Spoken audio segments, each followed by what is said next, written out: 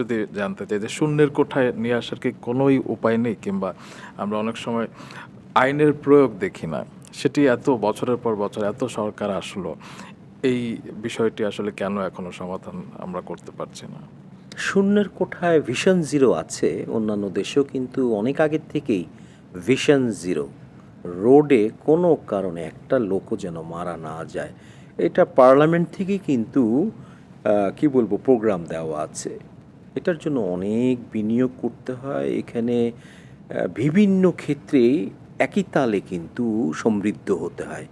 তা আমাদের দেশে আমি বলবো শূন্যের কোঠা নয়, সহনশীল মাত্রায় অহেতুক দুর্ঘটনাগুলি যদি আমরা ঠেকাতে পারি, সেটাও কিন্তু একটা বড় অর্জন হবে আর কি এই জায়গাটা। সো আমাদের লক্ষ্যমাত্রা হওয়া উচিত যে সড়ক নিরাপদ হবে।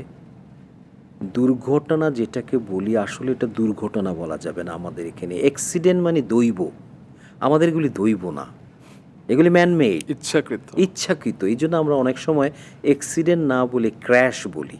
ক্র্যাশের কিন্তু একটা কারণ থাকে, দৈব জিনিসের কিন্তু কারণ নাই। কখন কোন জায়গায় একটা পেরেক পড়ে থাকবে, একটা টায়ার যাওয়ার সময় ছিদ্র হয়ে আউট অফ কন্ট্রোল হয়ে ফুটপাতে একজন মারা যাবে, কিছু দৈব ঘটনা আছে, এটা মেনে নিতে হয়। হ্যাঁ, এটা ওয়েস্টার্ন কান্ট্রিতেও হয়ে যায়, কিন্তু আমাদের দেশের দুর্ঘটনাগুলি টোটালি ম্যানমেড। এবং এখানে যে মৃত্যুফাতগুলি হয়, মৃত্যুফাত থাকা মানে হলো ম্যানমেড। একই জায়গায় বারবার দুর্ঘটনা হওয়ার কথা না।